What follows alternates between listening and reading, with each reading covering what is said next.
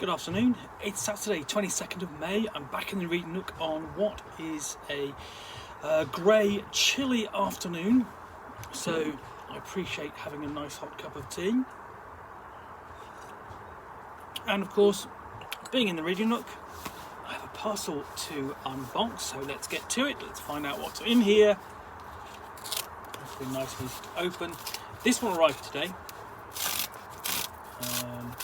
And it's come off Lulu or something like that. Okay, and here we go. Okay, no, oh sorry, there we go. So I was looking at that's the back. I was a bit confused. That's the front. Okay, so this is Parallel Worlds, the best in escapism, and it's a magazine. There has been basically a bit of a growth and interest in magazines of late. So, Mongoose Publishing did their new version, I say new version, of the Traveller's Aid Journal of the Traveller's Aid Society, and then there's Weird Science and Nook and Bayat Al-Azif or Call of Cthulhu. Is this we sort of like what we've gone from is from magazines from fanzines to magazines. We're sort of making sort of like a bit of a professional jump there into sort of like more professionalism.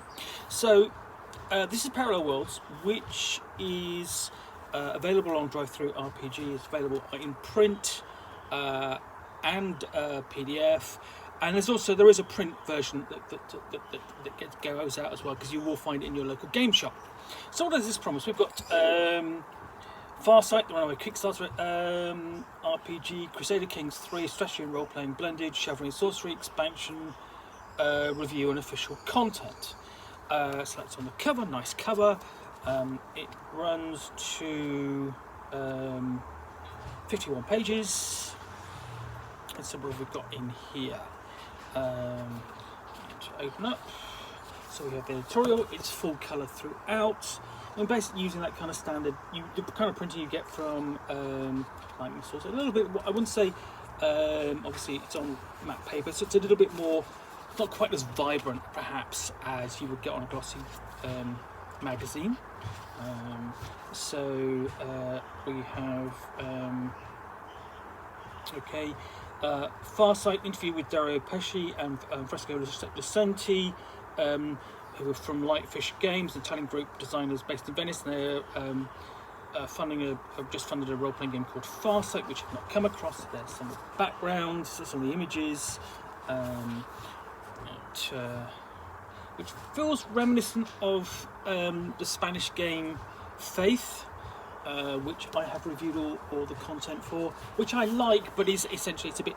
I don't think it's in production anymore. I don't know what's happened to those guys. Did a few books and it's interesting enough. We've got a Office to Good, a Black Void scenario. Now I've looked at Black Void. It's an odd fantasy role-playing game. It kind of defies description. But it is good to see a scenario for it. The problem, of course, is I will admit, I've reviewed Black Void.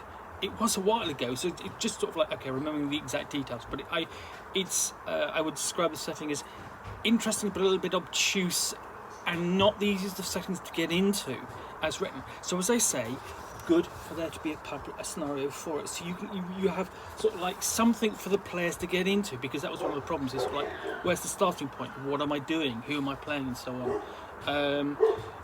We have languages of the Dragon Reaches for Chivalry and Sorcery. I've got a copy of Chivalry and Sorcery. It's huge. That's one reason why I haven't reviewed it, because of the reading time. Magazines like this, they take no time almost at all. I'm sorry you have to put up with the barking of the dog out there. So we've got an example of essentially the scripts and the runes used for these magazines. So you can these languages, so you can bring those into the game if you want to as the referee, and make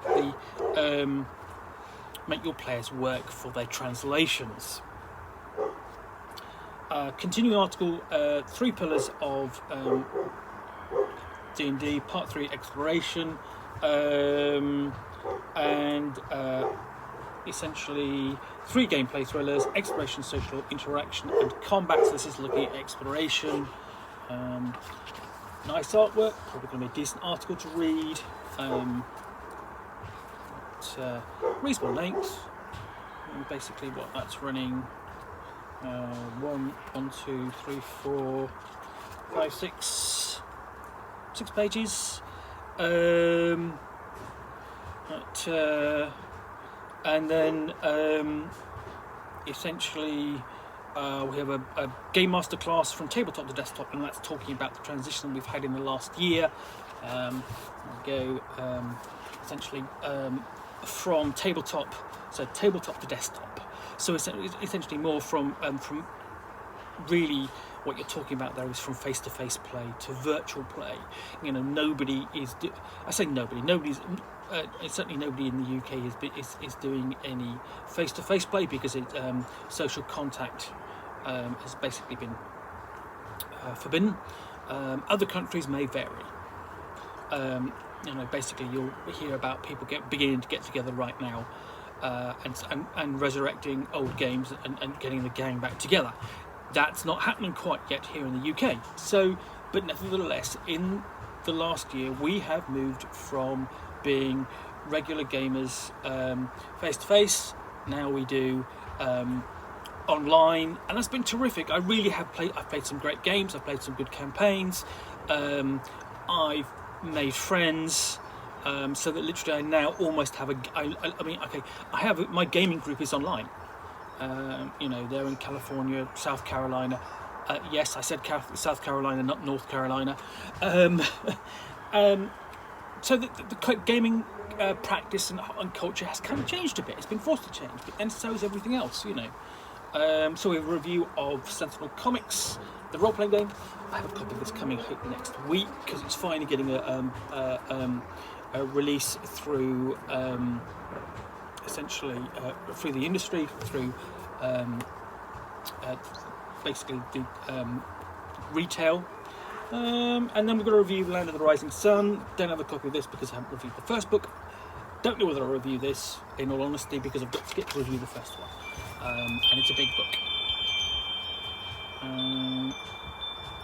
And then we've got Dark Peaks Deep Moor review. I don't know this. I may well have to go and look at it myself. Again, we move on to fiction. A Hole in the Sky, and this one I may probably pick up because it's by Peter Hamilton. I do like reading his books, but this is young adult, so I'm definitely too old. I say basically I'm the wrong age, but it doesn't mean I can't enjoy it. And basically more fiction review there.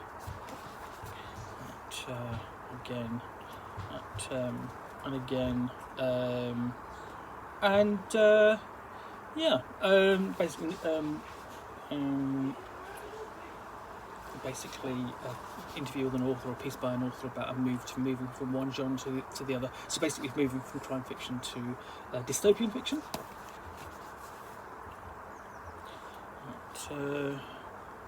And then basically piece on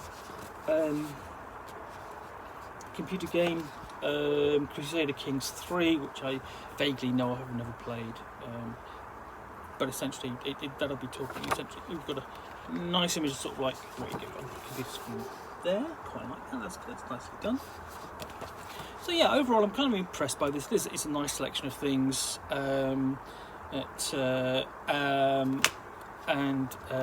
look. Let's have a look.